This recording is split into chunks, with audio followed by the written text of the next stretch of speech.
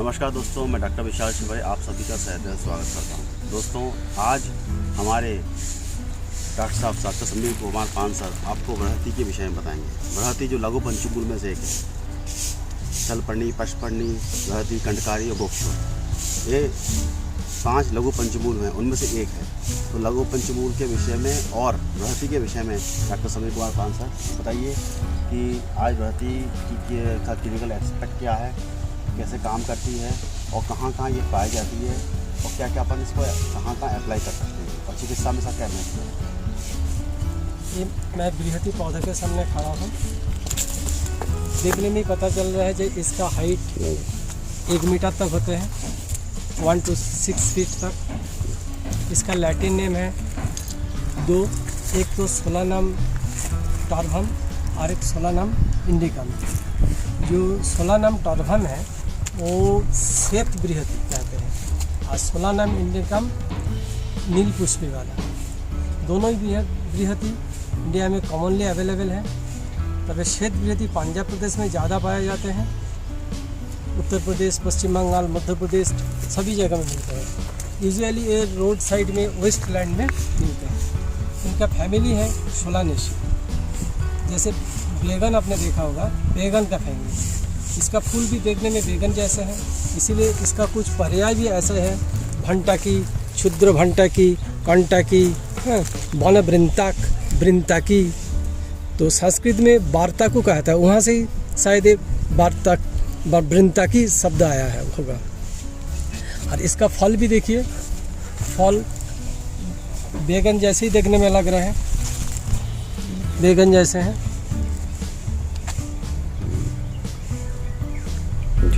अच्छा, इसका फूल का स्टडी करें तो इसका sepal, petal, stamen and carpel all are in 5 in number. So it is called as pentamerous flower, and both androecium and gynoecium are present in same flower. So it is bisexual. And another important criteria is that it is superior ovary, that is hypogynous flower. You can see the ovary is superior, therefore the flower is called hypogynous. Calyx is underneath the gynous, so it is hypogynous. इसका पत्ते में कांटा रहते हैं, कांड में कांटा रहते हैं। देखिए, इसलिए इसको स्थूलकांटा एक पर्याय भी है। इसमें बहुत सारे कांटे हैं।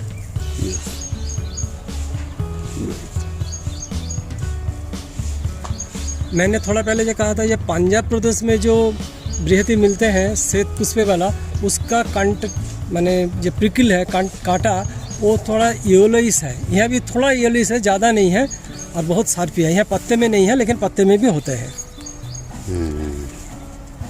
तो ये इसका वर्णन है, माने मॉर्फोलॉजिकल डिस्क्रिप्शन। और इनका जो गुण कर्म जो बताया गया है, तो उसके बारे में कई घंटे ने कहा। Now let us explain the shlokas. बृहति कटुका तिक्ता सोस्ना बात कफापहा।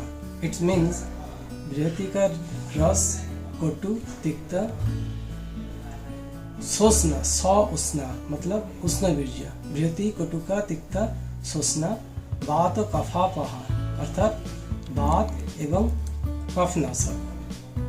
दीपनी पाचनी हृदय, ये दीपन गुण संपन्न, पाचन गुण संपन्न एवं हृदय।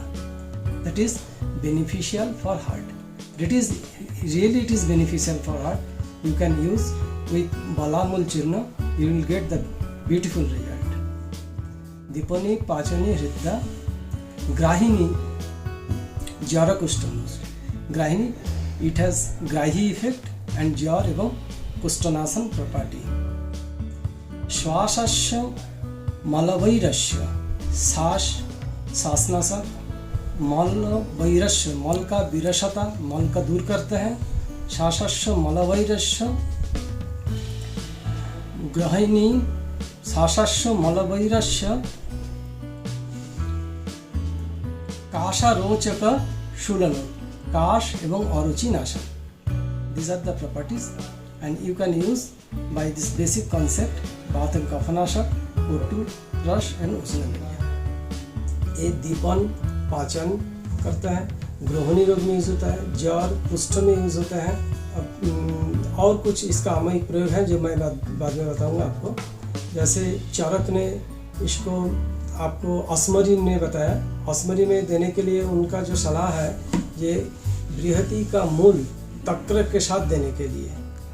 सुश्रुत ने शकुनी ग्रह में बृहति फल को बच्चों को कंठ में बांधने के लिए कहा है। इसके अलावा सुश्रुत ने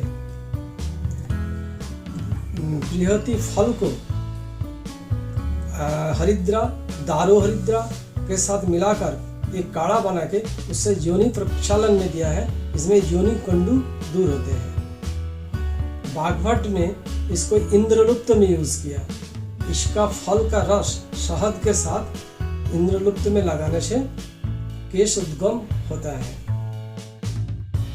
और आपका हरित ने इसको सान्निपातिक जल में जो मूर्छा आ जाता है उसमें इसका फल और शुंठी चूर्ण को चूर्ण बना के नशा देने के लिए कहा गया है। तो ये सब प्रयोग है। इसके अलावा भी कुछ फक यूज होते हैं जो आपको हारिद ने नहीं, ये मुदेन शरीफ ने उल्लेख किया है। उसने बताया जब बृहति फल का तैलपाक करके ये पेनिस पर लगाने से, लिंग पर लगाने से इसको आपका लिंगोच्छ्वास नहीं होता है, इजेक्टाइल डिस्फंक्शन, उसमें ये काम आता है। ये सब इनको बताया गया है। और इसका आधुनिक विज्ञान को जो इसका अध्ययन किया उसके सोलानिन, सोलानिडिन, सोलासिन एंड बीटा फाइटोस्टेरोल पाया जाता है। और पहले जैसे मैंने कहा हूँ कि ये लघु पंचमूल का एक पार्ट है।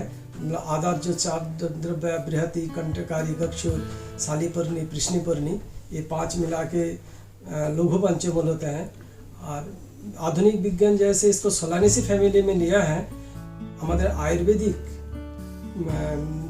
आचार्यगण जैसे चरक सूत्रस्थान 4th चैप्टर में इसको कंठ, हिक्का निग्रह, अंगमर्द प्रशमन एवं शूल प्रशमन वर्ग में लिया है। तो ये वर्ग से पता ही लगता है जो अंगमर्द प्रशमन में काम आता है, शूल प्रशमन करता है कंठ, that is beneficial for throat.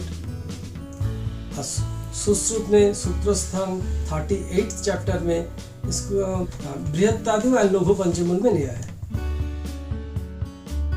इससे जो दावा बनता है जैसे बृहत्यादि कषायम मूत्रकिच्छ में यूज होता है, फिर बृहति लघु पंचमूल कषाय दशमूल में यूज होते हैं।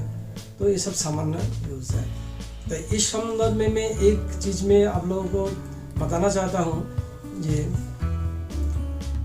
सुश्रुत सूत्रस्थान 40 चैप्टर में उन्होंने कहा है बृहत्याश्चेति एक पृथक, अर्थात दूसरा एक बृहति है।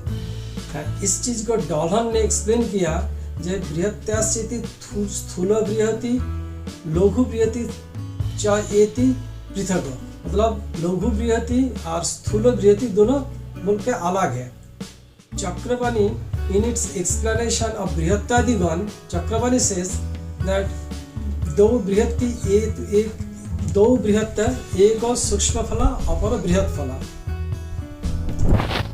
लेकिन श्रीकंठ दत्त आके और एक कंट्रोवर्सी पैदा किया। उन्होंने कहा जे बृहत्तादो बृहति कंटकारी, मतलब 2 प्रकार बृहति में एक बृहति एक कंटकारी। इसके पहले सभी आचार्य ने बृहत् फला सूक्ष्म फला हिसाब से दोनों को डिवाइड किया।